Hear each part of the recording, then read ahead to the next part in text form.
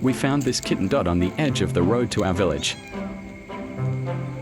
And he's a little wild because the first time we wanted to take him home he bit him. Still haven't had time to clean his face or body.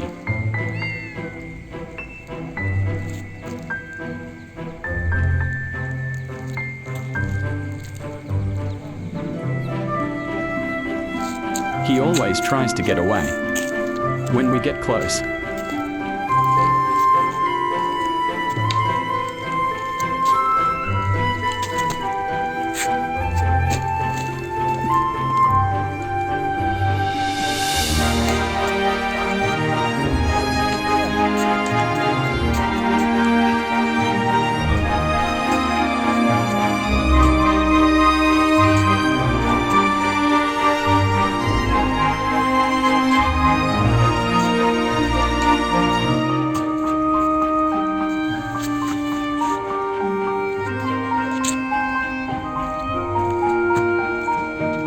See you in the next video, guys.